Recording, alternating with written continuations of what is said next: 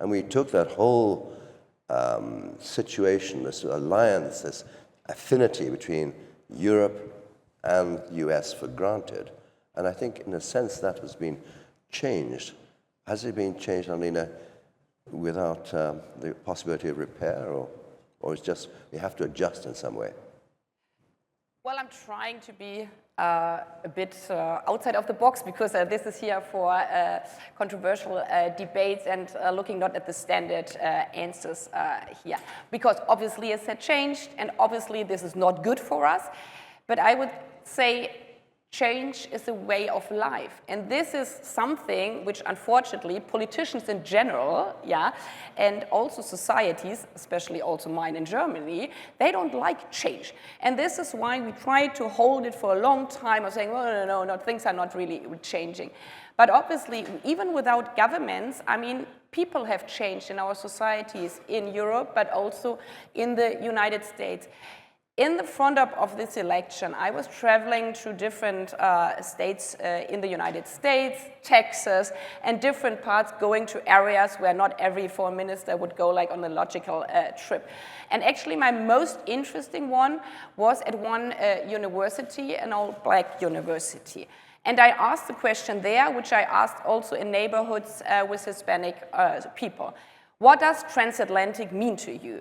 Because also before these times right now, as a bit maybe younger also politician, there's just saying, we are transatlantic people, my own children do not understand what I'm saying, and that this is something good. So I asked it there. So one answer was transatlantic slavery. The other one was, but transatlantic, Spanish, but Spanish comes from Latin America. So if the thought of young students as university towards transatlantic, where I say, well, I'm the biggest friend of transatlantic, and their thought is transatlantic slavery, obviously we are communicating in totally different ways.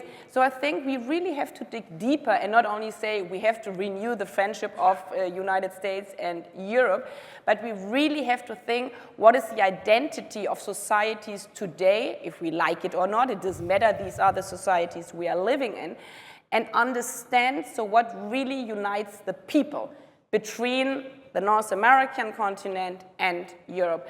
And I'm thankful to the kind words, of my dear friend, but also because I believe in multilateralism and also because I've been quite around the world right now. People, normal people, the majority of every society, 90%, they want to live in peace, freedom, and they want to ensure that their children can eat something at night. This unites everybody in the world if you're not a terrorist, So if we take this for granted, people believe in an international order because they know it's better, that it's not allowed that your friend can just kill you. So unite around this humanity, and this was the idea of the United Nations. There's this great quote of the Secretary General, a former one, the United Nations was not built to bring mankind to heaven, but to prevent humanity from hell. And this is exactly what we have to do right now. We have to gamble together all those people who believe in the international order. You have votes in the General Assembly. It's always around 140, 160, sometimes going a bit over that. So it's a vast majority. So the narrative of saying the whole world doesn't believe in multilateralism and UN anymore, it's not true. And the same counts for our societies, and I'm coming to the American and transatlantic point here. And this is also a responsibility for media. We feel it as exposed politicians. On social media, you could think like 70% of German hates the former foreign minister because hate clicks 6 times better. But if you go down to the streets, it's different. And this is obviously also in societies as well. If you go to the United States, if you ask, are you a transatlantic friend? They would probably say no. If they would say, do you love Germany or Greece? I don't know what they would say. But if you dig deeper and ask the question differently, do you think it's better that your own country for trade or for traveling or studying abroad should be friends with Europe and others? Obviously, the answer would be in a vast majority positive. So redefining transatlantic, I really believe, and this sounds again then as soft powers, but we have to strengthen the bridges of education, of cooperation, of cultural events, of sports. Sports is what unites us. You mentioned sport. You were once a trampoline star. Yes. You see, I read your Wikipedia entry. Yes, and the tightrope, yeah? Yeah. So I always remember that as well from trampoline, yeah? So if you're not stable yourself, yeah, you fall off the trampoline. I broke my ankle 3 times, yeah? So this is also a lesson for me in politics. You have to know where you're standing yourself. You have to be stable yourself, and then you are also fine on the tightrope. Well, George, You will need the trampoline know-how now. I'd love to see you on the trampoline as well, but I'm still looking for a great event at the United Nations, so maybe put up a there you trampoline go, and absolutely. everybody can jump. George, I mean, one of the things that Mario Draghi mentioned was the importance of the welfare system in Europe. It unites people. Yeah.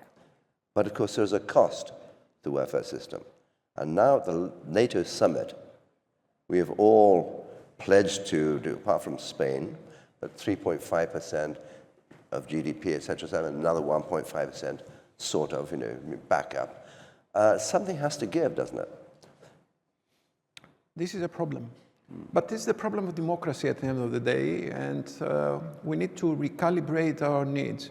And to be totally honest and blunt, I think sometimes we're very narcissist with things. We feel that everything will be solved because we're good enough. This is not the case. I wish we had endless resources in order to allow both for defense and for social welfare and for other social needs. But the truth is that resources are limited and we need to recalibrate. The European perspective in this is that we need to have a very strong social state. This is the basic understanding of European culture, and I don't see how this could change in the future. We could do some resetting, some recalibration, but there is no chance that we can abstain from this.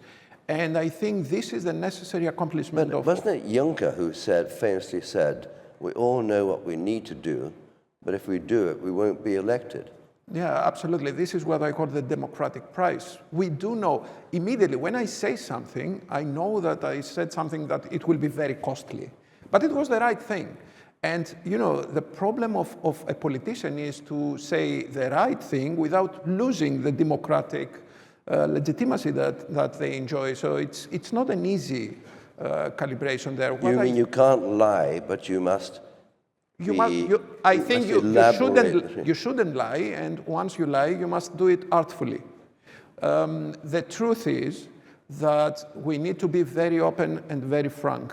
And I think this is something that we're missing at the moment. Being frank towards society, it's something absolutely essential. I have the feeling that this type of delegitimization of there's a lack of legitimacy. Now, I think, and this is a problem of democratic process. Why? Because, first of all, there is a difference between the promises and the deliveries. This is a fundamental issue when it comes to European democracies. And then the problem is that people are challenging things, but not always on the rational basis. What I suffer every day here in Greece, and I'm sure every minister suffers this, is the battle against untruth. Because what is really happening is that this disinformation and misinformation are having such a huge place in public dialogue that it's not easy to address. And when you try to address this, then you're finding yourself being attacked. So, we need to go back to the fundamental principles. We need to revisit the basics of democracy. And when it comes to the transatlantic relations, I think we should just stick to this. I think it's absolutely essential. It is of utmost importance for the future of the world, for peace and prosperity, that we stay together. The West, we stay together, because this is the essence of our culture. But we have to do this on an equal footing, and in a manner that is frank and open towards societies, because at the end of the day, the societies will judge us. Well, I sort of, you politicians, I feel your pain, as Bill Clinton might have said.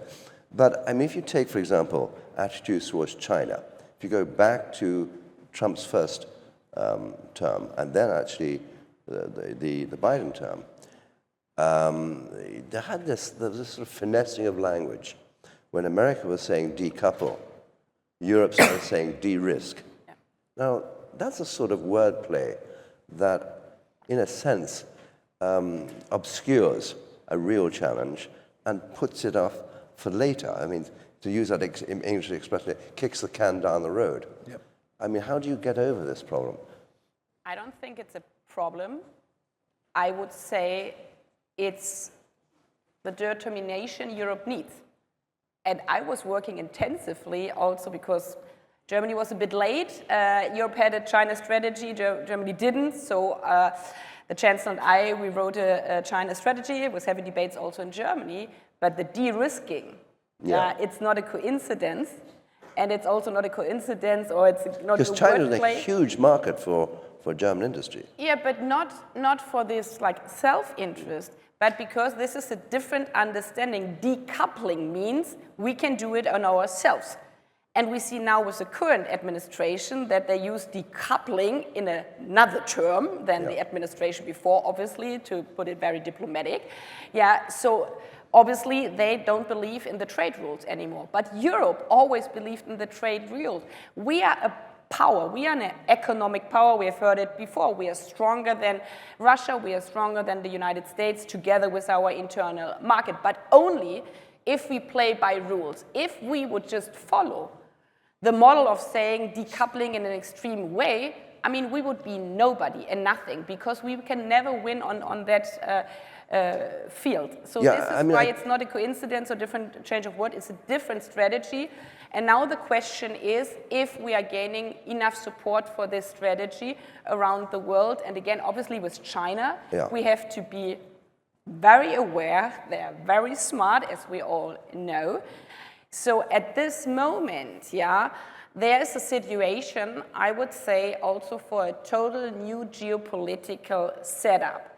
Again, you can say in old times it was easy, north and south, the west against the rest, but many partners from us, like Australia, New Zealand, like natural partners, democracies, they never liked this model as well. I mean, they are not the West geographically and so on.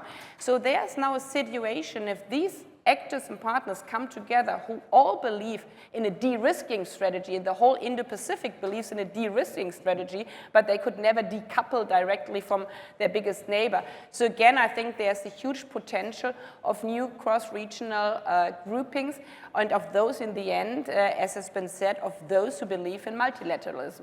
Well, it's true, as Annalena says, that Europe is an economic power in terms of GDP, a number of people, etc., etc. Nominally. But nominally, but it's also actually a regulatory power.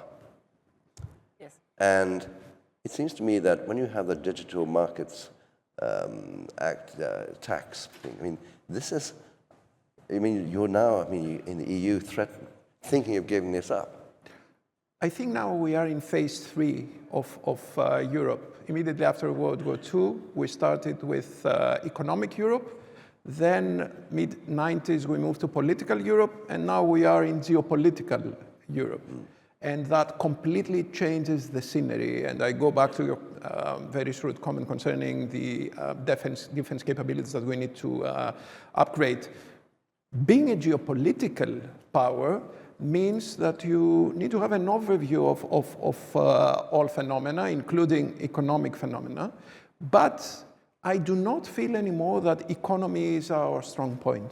Our strong point is that we are a collective power that can mobilize people. And I think exactly because of the fact that Europe lies in history and is very deeply rooted in culture, I think it has the power of mobilization, which is unprecedented in the world. And I think this is our great force. If you see, what happens in European Council normally is that we all agree on the end results of any policy. We do agree in principles. The problem is that we disagree in the tools that we need to use, the toolkit that we have to employ in order to actually achieve the end result. But the mere fact that in Europe we share the values which takes us to essentially to the end point of a European geopolitical scenery. I think it's amazing. I am a little bit concerned with a new phase because I think that this new phase happened very quickly and very forcibly because of Russian aggression to Ukraine. Yeah. But there are some positive outcomes from there. First of all, we now have a much stronger Europe. We need some common facilities. And above all, I think now we have the mindset of over-reliance. The mindset of non-over-reliance, I think it's absolutely essential. When the Russian aggression against Ukraine started, Europe was essentially relying on Russian gas almost 50%. Yeah. And now it's less than 10%. And I think this means strategic autonomy for Europe, and this is why we can have a multiplying effect in the global scenery, and I'm very proud for this. Well, I mean, I hope you're right, but isn't this a bit like motherhood and apple pie? I mean, just a final thought. Okay, you can be either provocative or optimistic or pessimistic. I mean, if you look at the European Union now, I wish it were 28 members, but it's only 27, sadly. But if you look at the Ukraine situation, for example, you can see that there are real divergences of attitude. You talked about unity of policy, but I mean, Viktor Orban doesn't speak in the same way as Emmanuel Macron, for example, or Friedrich Merz. And congratulations, by the way, on getting rid of the debt rate. I don't know what your view was at, but I mean, I think it's actually a good thing. So Annalena first, and then the Minister. Just a closing thought. Well, obviously, being optimistic doesn't mean being naive. Yeah, I mean, there are big parts of the European Union where it doesn't work. We know it better than anybody else, and also in the economic field. Yeah, I mean, we are strong economic power, but on digital, you dropped it. Yeah, we are horribly bad. We're trying to increase. The fiscal union, the fiscal market, we have a strength there. We lost it all, especially to our friends in America, yeah, because the capital went over there. Again, this can be a chance, yeah. In every crisis is also a big chance for us, but we have to do it. And we're talking about it now since 3 years, and we haven't done it. So I'm not the one of saying everything is great. So we just have to get our acts together. But what I'm trying to say is we are capable of doing this. We showed over the weekend, after the full invasion of Russia, over weekend, yeah, we remember it all very well. It happened on a Thursday, and then came the weekend. And it was very clear. On Monday, when the finance markets are opening again, the EU has to have an answer. The EU of 28, the EU which didn't agree before on so many things. Yeah. But wonder what? We succeeded. Yeah, we had the biggest sanction package ever, and we made very clear, if we are asked if we are ready to defend ourselves, we will do it, and we will turn some policies by 180 degrees.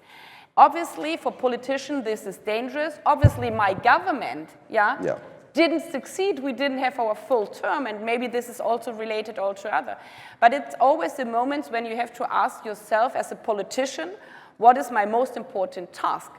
And then, hopefully, many politicians will say, preserve the Europe we lived in, yes, which deserves the Nobel Prize, that from enemies we built the strongest peace union ever. And seeing the former Prime Minister of Turkey here also in this room, another man who has showed that sometimes politics is more important than your own success story. Yeah, so in this kind of case, Europe is not only EU. And again, we have shown in the last 3 years, if Europe works together, also together with Turkey, even though we have disagreements on some fields, with the Western Balkans, in NATO and also in a larger moment, then we can use its own potential. So as the final wish, because you'll I'm not be perfect at the General Assembly. This is very good. But as a final wish to all the followers in national governments, especially the enlargement process, if we lose this momentum right now because we are fearing the next election, then Europe will lose in total because we are stronger and better together. Thank you. The final word, George. I believe in European vision. I believe that in Europe, we have a huge capital. We have the capital of history, of culture, of adherence to principles, to rule-based policies, to a solid international legal order. And I believe in the West. I believe that we need to just stay together, because as Aristotle was saying, the total sum is much more than the parts of it. So we multiply our power if we are together. And in spite of any partial disagreements, I still think that the European vision is something which is very appealing. And I totally agree with what Annalena said. We shouldn't be fearful of the future. We need to have vision. We need to persuade the younger generations. We need to invest in the future. And my only concern now is how we leave a larger dividend for the future. This is something that we all should address, be that in terms of ecology or in terms of finance or in terms of human capital. What I really want to leave behind me is a significant dividend for the future. And this is why I think all of us, what we're trying to do is just to look at the future. And the future will be there, and we need to address it in a much more open way. And I'm really thankful for your contribution here, and thank you very much, Annalena as well. I look forward to you inviting the Minister to go on a trampoline at the UN. That'll be a sensation. Get the press there. Thank you very much, both of you. Excellent. Thank you.